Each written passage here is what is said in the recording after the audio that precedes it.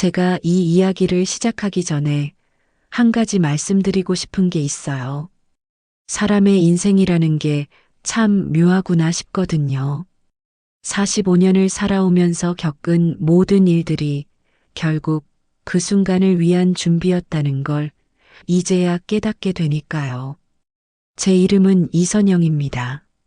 45세, 부산 해운대의 한 대기업 회장 저택에서 15년째 가정부로 일하고 있어요. 아니, 일하고 있었다고 해야겠네요.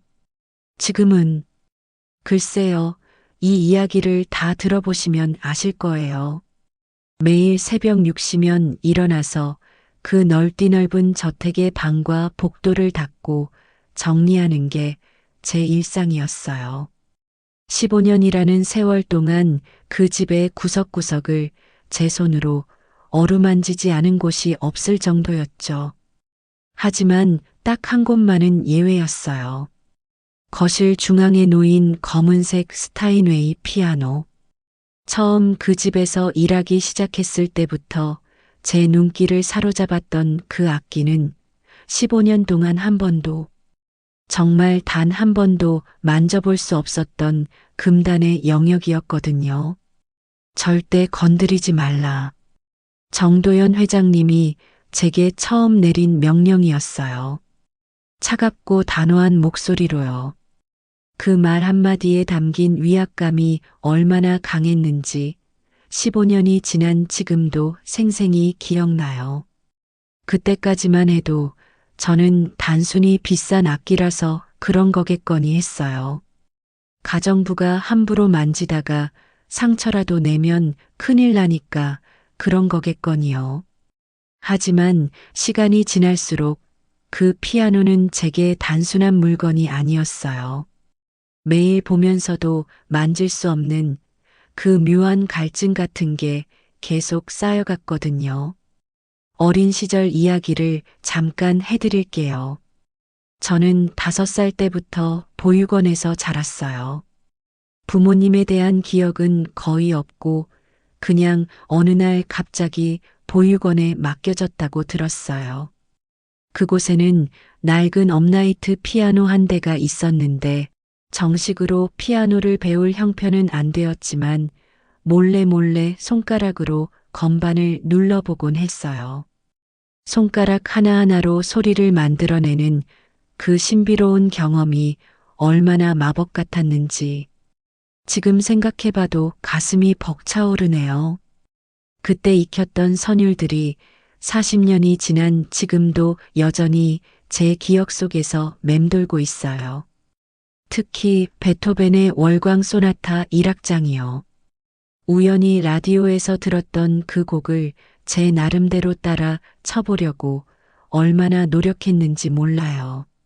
물론 악보를 제대로 읽을 줄도 몰랐고 그저 귀로 들은 걸 대충 흉내내는 수준이었지만요. 보육원을 나온 후로는 생계에 쫓겨 살다 보니 피아노는 그냥 먼 추억 속의 일이 되어버렸어요. 결혼도 해봤지만 잘 안 됐고 혼자 살면서 이런저런 일을 전전하다가 결국 가정부 일을 시작하게 된 거죠. 그런데 하필이면 그 집에 그런 멋진 피아노가 있다니. 처음엔 그냥 신기하다 정도였는데 시간이 갈수록 그 악기는 제게 일종의 유혹이 되어 갔어요. 청소를 하면서 그 옆을 지날 때마다 발걸음이 절로 느려졌어요. 걸레질을 하면서도 슬쩍슬쩍 그쪽을 바라보게 되고 때로는 넋을 놓고 바라보다가 다른 일을 깜빡하기도 했어요. 특히 혼자 있을 때는 더했죠. 회장님 부부가 외출하고 나면 거실이 텅 비는데 그럴 때마다 그 검은 피아노가 마치 저를 부르는 것 같았거든요. 이리 와, 나를 만져봐. 예전처럼 연주해봐라고 속삭이는 것처럼요. 손끝이 간질간질했어요. 정말이지 40년 동안 잊고 살았던 그 감각이 되살아나는 것 같았어요. 어린 시절 보육원에서 몰래 건반을 누르던 그 두근거림이 다시 찾아왔어요. 그런데 회장님의 그 차갑고 단호했던 목소리가 계속 귓가에 맴돌았어요. 절대 건드리지 말라.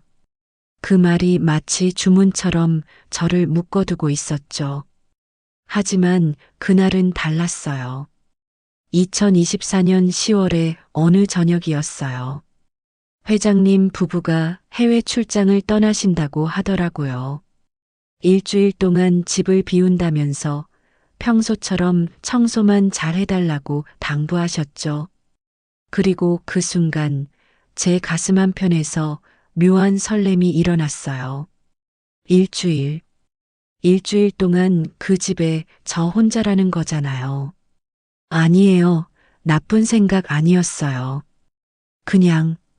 그냥 한 번만이라도 그 피아노를 제대로 보고 싶다는 마음이었어요.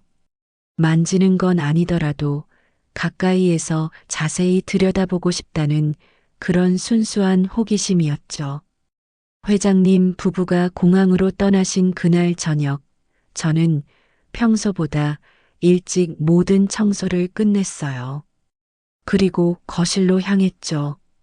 그때 제 심장이 얼마나 빨리 뛰고 있었는지, 마치 무슨 큰 죄라도 짓는 것 같은 기분이었어요. 피아노 앞에 선이 생각보다 더 웅장했어요.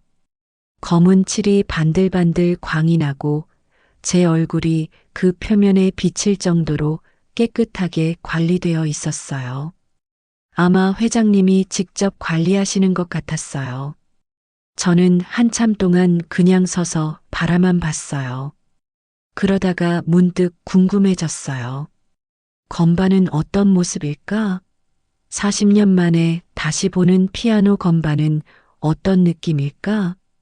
차마 억누르지 못한 충동에 저는 천천히 피아노 뚜껑을 열었어요. 그 순간 시간이 멈춘 것 같았어요. 까만 건반과 하얀 건반이 반듯하게 줄지어 있는 모습을 보는 순간 40년 전 보육원에서의 기억이 물밀듯이 밀려왔어요. 그때의 떨림, 그때의 설렘, 그때의 순수한 기쁨이 모두 되살아났어요.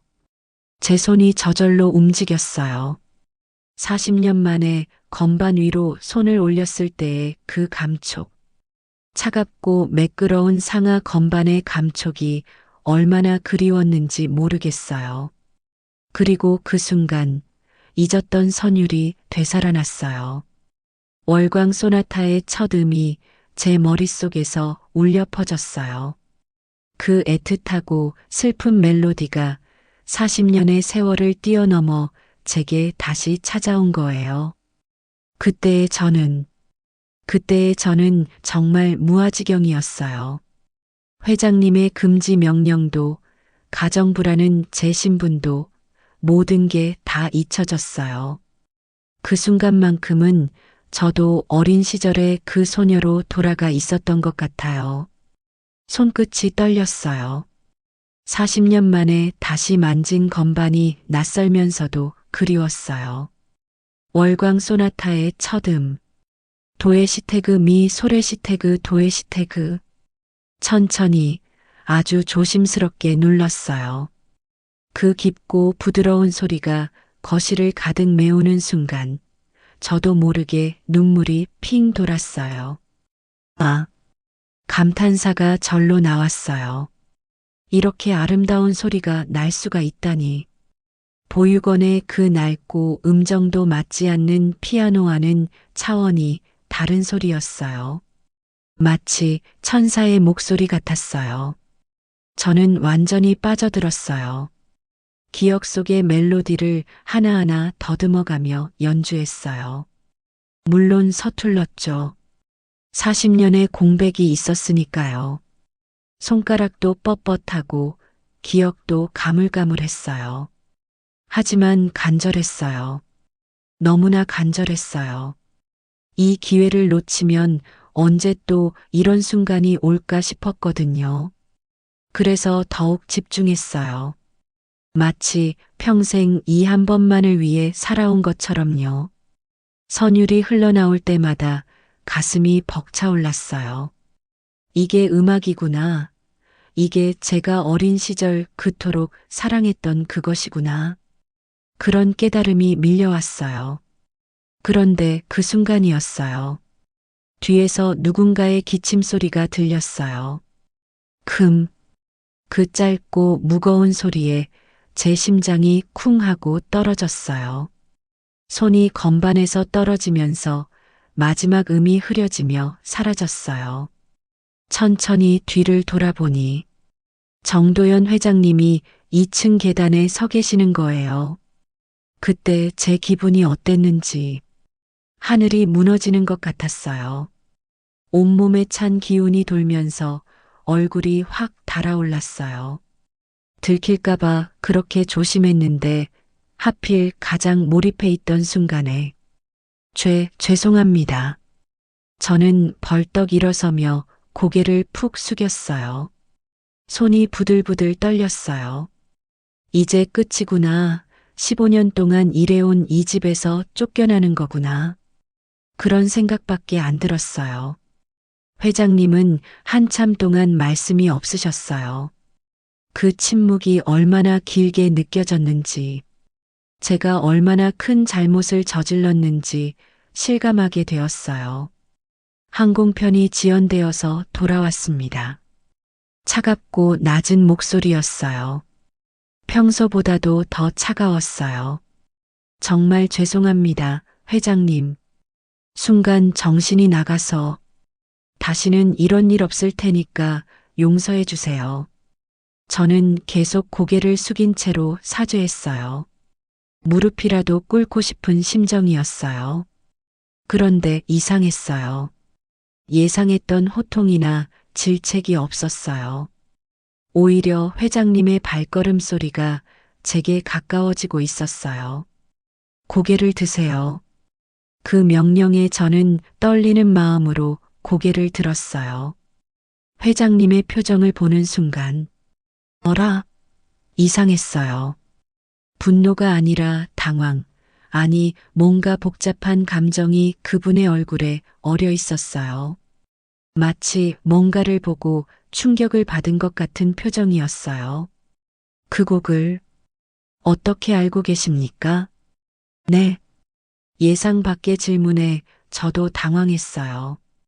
월광 소나타 말입니다. 어디서 배우셨습니까? 그분의 목소리에서 차가움이 조금 사라진 것 같았어요. 대신 뭔가 간절한, 궁금한 뉘앙스가 느껴졌어요. 그 어린 시절 보육원에서 몰래 혼자 익혔습니다. 라디오에서 들은 걸 따라서요. 보육원이라고 하셨습니까? 회장님의 눈빛이 변했어요. 뭔가를 찾고 있는 듯한 간절한 눈빛이었어요. 네. 5살 때부터 그곳에서 자랐어요. 그 순간 회장님의 시선이 제 손으로 향했어요. 정확히는 제 손등에 있는 작은 흉터를 보고 계셨어요. 어린 시절 보육원에서 넘어져서 생긴 그 작은 흉터를, 저도 거의 잊고 살았던 그 희미한 상처를 왜 그렇게 유심히 보시는 걸까요? 회장님의 얼굴이 점점 하얗게 변해가는 게 보였어요. 마치 유령이라도 본 것처럼요. 혹시 성함이 어떻게 되시나요? 본명 말입니다. 이선영입니다. 선영이라고 하셨나요? 그분의 목소리가 떨리고 있었어요. 왜 그러시는 건지 전혀 이해할 수 없었어요. 네, 이선영입니다. 회장님은 한참 동안 저를 바라보셨어요. 그 시선 속에 뭔가 설명할 수 없는 감정들이 뒤섞여 있었어요. 놀람, 당황, 그리고 뭔가 그리움 같은 것도 있는 것 같았어요. 지금 당장 그만두시라고 말씀하실 거죠? 저는 결국 그 말을 꺼낼 수밖에 없었어요. 이런 상황에서 뭘 더 기대할 수 있겠어요? 하지만 회장님의 대답은 예상과 전혀 달랐어요. 아니요. 그만두실 필요 없습니다. 네. 대신 며칠 후에 차를 한잔하고 싶습니다. 개인적으로 여쭤볼 것이 있어서요. 그리고 그분은 다시 2층으로 올라가셨어요. 저를 혼란 속에 남겨둔 채로요. 저는 한참 동안 그 자리에 서 있었어요. 도대체 뭐가 어떻게 된 건지, 왜 해고를 당하지 않은 건지, 그 흉터를 왜 그렇게 유심히 보셨는지, 그날 밤 저는 잠을 이룰 수가 없었어요. 계속 회장님의 그 이상한 표정이 머릿속에서 맴돌았거든요. 그 일이 있고 며칠이 지났어요. 회장님은 평소와 다르게, 아니, 완전히 다르게 행동하셨어요. 원래 그분은 저와 거의 대화를 나누지 않으셨거든요. 필요한 지시사항만 간단히 전달하시고 나머지는 부인을 통해서 하시는 게 보통이었어요. 15년 동안 그랬어요. 그런데 그날부터는 달랐어요. 선영 씨, 차 한 잔 내와 주시겠어요? 아침마다 서재로 부르시는 거예요. 그것도 선영 씨라고. 예전에는 그냥 이 씨하고 부르셨는데 말이에요. 첫 번째로 부르심을 받은 날, 저는 떨리는 손으로 차를 끓였어요. 혹시 그때 그 일로 뭔가 다른 처벌을 내리시려는 건 아닐까? 그런 걱정이 앞섰거든요. 서재 문을 두드리고 들어가니 회장님이 창가 의자에 앉아 계셨어요. 평소보다 편안한 모습이었어요. 여기 앉으세요. 제 맞은편 의자를 가리키시는 거예요. 저는 어리둥절했어요. 지금까지 앉으라고 하신 적이 한 번도 없었는데, 괜찮습니다. 서서 앉으세요. 단호하지만 차갑지 않은 목소리였어요. 저는 조심스럽게 의자 끝에 걸터 앉았어요. 차 맛이 어떤가요? 네, 제가 끓인 차 말이에요. 그분이 직접 끓이신 차라고요? 회장님이. 저는 너무 놀라서 찬찬히 맛을 봤어요. 아, 아주 좋습니다. 실제로 정말 맛있었어요. 은은한 향이 입안에 퍼지면서 마음이 편안해지는 느낌이었어요. 선영 씨는 어린 시절 기억을 많이 하고 계신가요? 그분이 조심스럽게 물으셨어요. 뭔가 중요한 걸 묻는 것 같은 톤이었어요. 어린 시절이요? 글쎄요. 5살 이전의 기억은 거의 없고요. 보육원에서의 기억만 조금. 5살 이전 기억이 없다고 하셨나요? 네. 부모님 얼굴도 잘 기억나지 않아요. 그냥 어느 날 갑자기 보육원에 있었던 것 같아요. 회장님의 표정이 어두워졌어요. 뭔가 깊은 슬픔이 그분의 눈에 어려 있는 것 같았어요.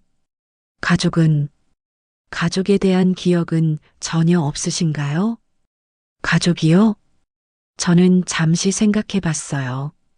가물가물하지만 뭔가 따뜻한 기억들이 있긴 했어요. 아주 희미하게요. 누군가와 함께 피아노를 쳤던 기억이 있어요. 남자아이였던 것 같은데, 저보다 나이가 좀 많았던 것 같고요. 그 아이가 제게 피아노를 가르쳐 줬던 것 같아요. 그 말을 하는 순간 회장님의 손이 찻잔을 쥔 채로 경직됐어요. 남자아이가 피아노를요? 네. 정말 희미한 기억이에요. 꿈이었을 수도 있고요. 하지만 왠지 따뜻한 느낌이었어요. 회장님은 한참 동안 말씀이 없으셨어요. 그리고 갑자기 제 손을 바라보셨어요. 그 흉터는 언제부터 있었던 건가요? 아, 또 그 흉터 이야기네요. 왜 자꾸 그걸 물어보시는 걸까요? 어린 시절부터요. 정확히 언제인지는 모르겠는데 기억나는 때부터 계속 있었어요.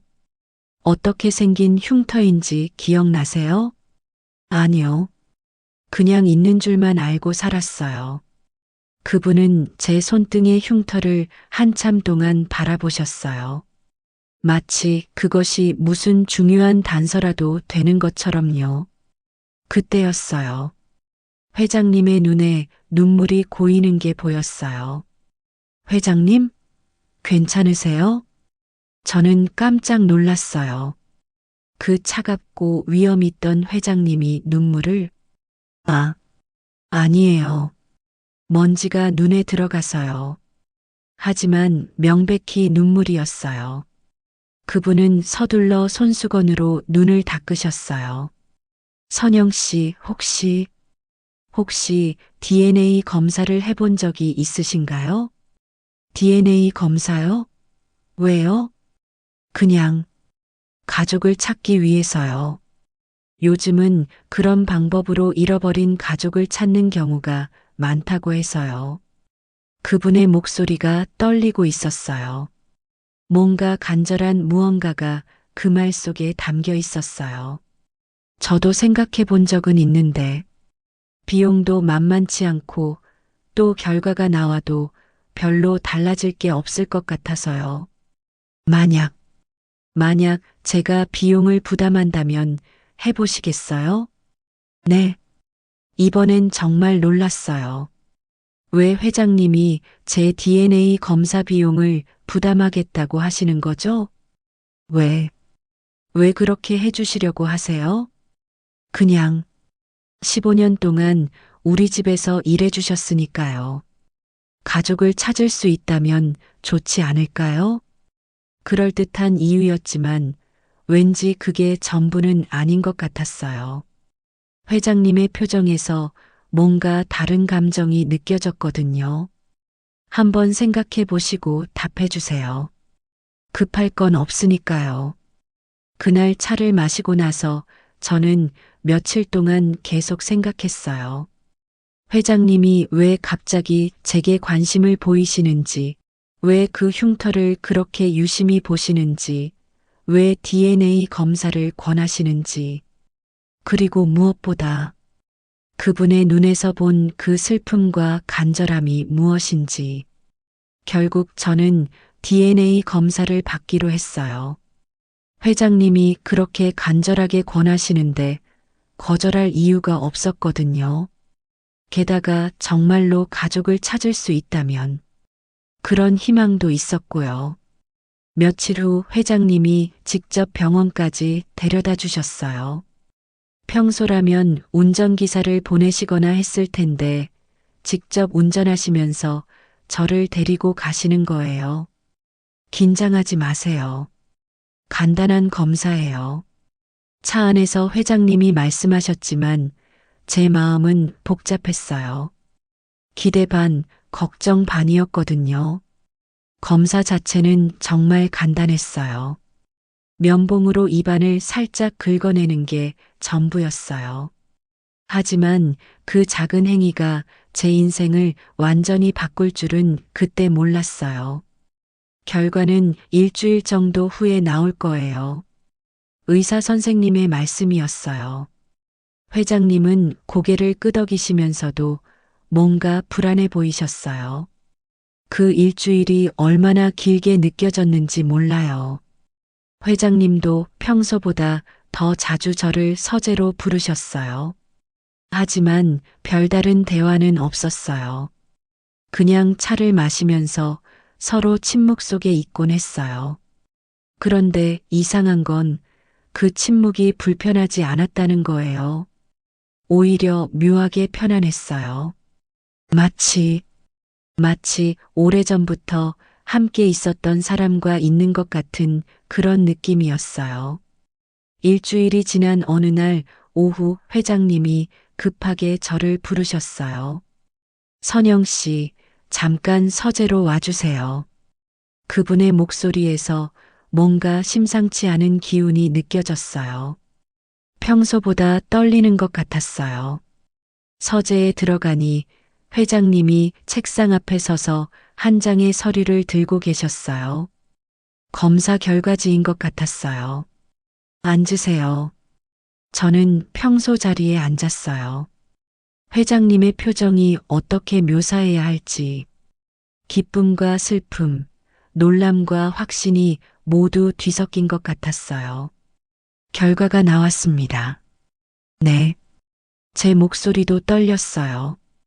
갑자기 무서워졌거든요. 뭔가 제 인생이 바뀔 것 같은 예감이 들었어요. 선영 씨, 아니, 선영아, 아라고 부르셨어요. 그 한 글자가 얼마나 다르게 들렸는지 갑자기 가슴이 뛰기 시작했어요. 이 결과를 어떻게 받아들일지 모르겠지만 회장님이 손을 떨면서 서류를 제게 건네셨어요. 우리는 남남이 아니었어. 그 말과 함께 서류를 받아든 순간 제 눈에 들어온 글자들. 혈연관계 확률 99.8%. 관계 추정 남매. 남매. 저는 그 글자를 몇 번이고 다시 읽었어요. 남매라고? 회장님과 제가? 이게 무슨 말이에요? 선영아, 나는 내 오빠야. 그 순간 머릿속이 하얗게 변했어요. 오빠? 정도연 회장님이 제 오빠라고? 아니에요. 말도 안 돼요. 어떻게? 40년 전 우리 부모님이 돌아가시고 난 후에 너를 잃어버렸어. 그때 너는 겨우 5살이었지. 회장님. 아니, 오빠가 천천히 말씀하기 시작하셨어요. 그날 밤 화재가 났었어. 부모님은 그 자리에서, 그리고 나는 너를 데리고 밖으로 나왔는데 혼란 속에서 너를 놓쳤어. 아무리 찾아도 찾을 수 없었어. 제 기억 속 깊은 곳에서 뭔가가 꿈틀거렸어요.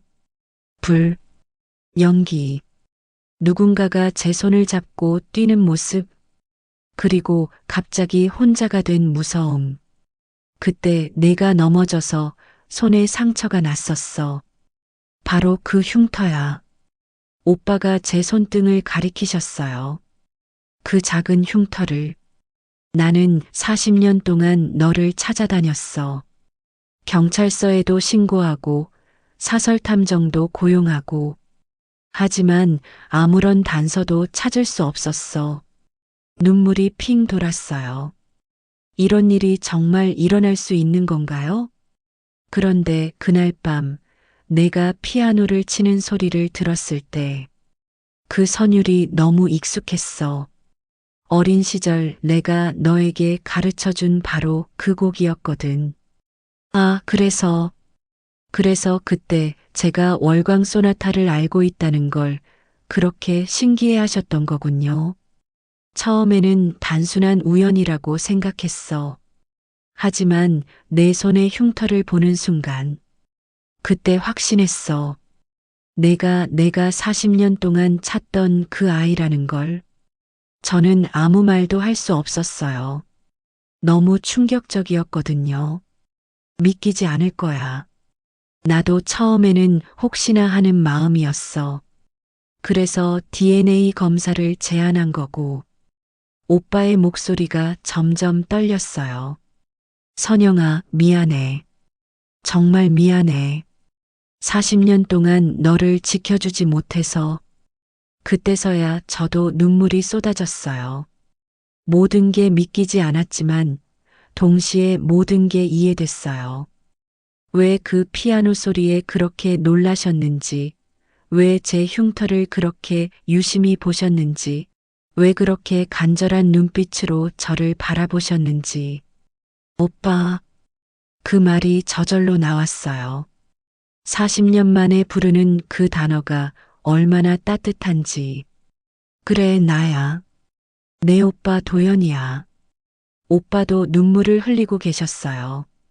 그 차갑고 위험 있던 회장님이 아니라 그냥 40년 동안 동생을 그리워한 오빠의 모습이었어요. 어린 시절 기억이 조금씩 돌아와요. 오빠가 저에게 피아노를 가르쳐 주셨던 거 맞죠? 그래. 너는 정말 재능이 있었어. 금방금방 따라했지. 그래서 제가 월광 소나타를 알고 있었던 거군요. 내가 내게 가장 처음 가르쳐 준 곡이었어. 모든 퍼즐이 맞춰지는 느낌이었어요. 제가 왜 그 곡을 그렇게 좋아했는지, 왜 그 선율이 그렇게 익숙했는지. 하지만 동시에 너무 혼란스럽기도 했어요. 그럼 저는 지금까지 오빠 집에서 가정부로 일하고 있었던 거예요? 그 말을 하고 나니 갑자기 부끄러워졌어요. 제가 얼마나 초라한 모습으로 살고 있었는지. 그런 건 중요하지 않아. 중요한 건 내가 살아있고 지금 여기 있다는 거야. 오빠가 제 손을 잡으셨어요. 따뜻했어요. 선영아, 이제 집으로 돌아온 거야. 진짜 집으로. 그날 밤 저는 한숨도 잘 수 없었어요. 40년 만에 찾은 가족. 그것도 15년 동안 매일 보고 지낸 분이 제 오빠였다니. 인생이 이렇게 드라마틱할 수가 있나 싶었어요. 다음 날 아침 오빠가 저를 다시 서재로 부르셨어요. 어젯밤 잠 못 잤지? 네. 너무 신기하고 혼란스러워서요. 나도 마찬가지야. 사실 어제 확신하기 전까지도 반신반의했거든. 오빠는 책상 서랍에서 오래된 사진 한 장을 꺼내 보여주셨어요. 이거 봐. 사진 속에는 어린 남자아이와 여자아이가 피아노 앞에 앉아 있었어요. 남자아이가 여자아이에게 뭔가를 가르쳐 주는 모습이었어요. 이게 너와 나야. 40년 전 우리 모습이지. 사진 속 여자아이의 손등에 작은 상처가 보였어요. 지금 제 손에 있는 흉터와 똑같은 자리에. 이 사진만이 내가 가지고 있던 유일한 단서였어. 40년 동안 이것만 보면서 너를 찾아다녔지. 저는 사진을 한참 들여다봤어요. 가물가물하지만 그 기억이 되살아나는 것 같았어요. 이제 어떻게 되는 거예요? 뭐가? 저 말이에요. 계속 가정부로. 무슨 소리야? 넌 이제 이 집의 가족이야. 내 동생이고. 오빠의 목소리가 단호했어요. 하지만 갑자기 그렇게 바뀌면 다른 사람들이 이상하게 생각할 것 같은데. 그런 건 내가 알아서 할 테니까 걱정하지 마. 중요한 건 내가 편하게 지내는 거야. 그날부터 제 삶은 완전히 바뀌었어요. 우선 오빠가 제게 새로운 방을 내주셨어요. 가정부용 작은 방이 아니라 손님방 중에서 가장 좋은 방을요. 창가에서 바다가 보이는 그 아름다운 방을. 그리고 더 이상 청소나 요리 같은 일을 하지 않아도 된다고 하셨어요. 하지만 저는 다른 일을 할 줄 아는 게 없어요. 천천히 생각해봐. 내가 정말 하고 싶은 일이 뭔지. 하고 싶은 일이라. 저는 한 번도 그런 걸 생각해 본 적이 없었어요. 그저 하루하루 살아가는 것만으로도 버거웠거든요. 며칠 후, 오빠가 저를 거실로 불렀어요. 그 피아노가 있는 거실로요. 이제 마음껏 쳐도 돼. 정말요? 응. 원래부터 내 피아노였어. 아니, 우리 피아노였지. 저는 조심스럽게 피아노 앞에 앉았어요. 이번에는 몰래가 아니라 당당하게요.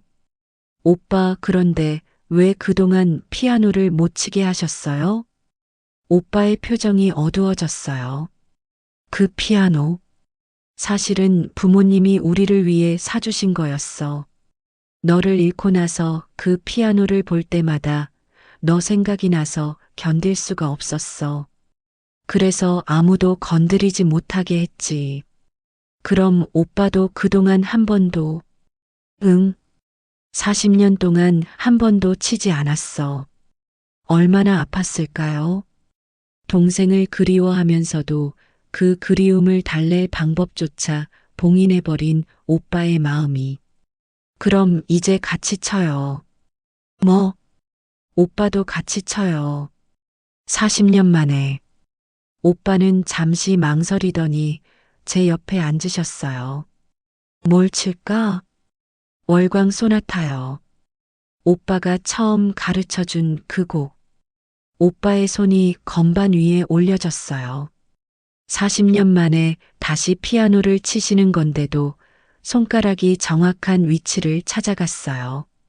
첫 음이 울려 퍼졌어요. 도레시태그 미 소레시태그 도레시태그. 이번에는 저 혼자가 아니었어요. 오빠와 함께였어요.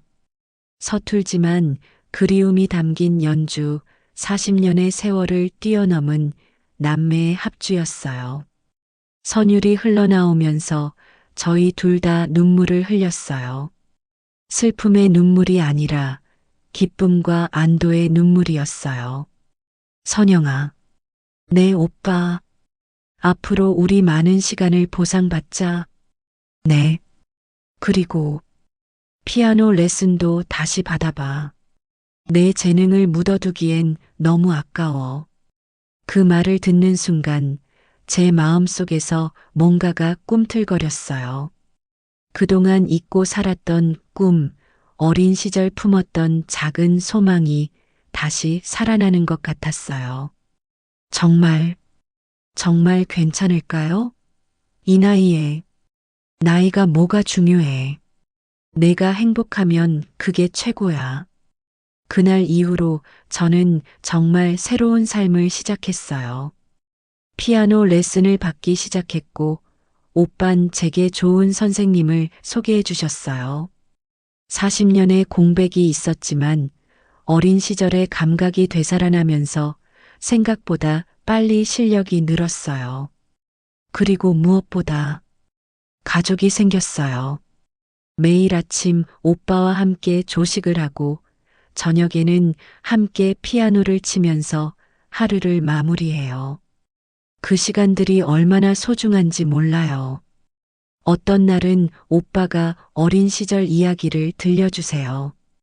제가 얼마나 피아노를 좋아했는지, 얼마나 영리한 아이였는지 들으면서 조금씩 기억이 되살아나요. 선영아, 어린 시절 내 꿈이 뭐였는지 기억나? 꿈이요? 피아니스트가 되는 거였어. 늘 무대에서 연주하는 모습을 그렸지. 피아니스트, 그런 꿈이 있었나요? 지금이라도 늦지 않았어. 내가 원한다면. 하지만 이 나이의 무대라니. 나이는 숫자일 뿐이야. 중요한 건 내 마음이지. 오빠의 격려 덕분에 저는 조금씩 용기를 내기 시작했어요. 혹시 정말로, 정말로 무대에서 연주할 수 있는 날이 올까요? 지금 생각해보면 참 신기해요.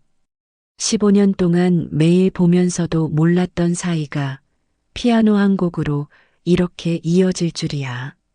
그 월광 소나타는 이제 저희에게 특별한 의미가 되었어요.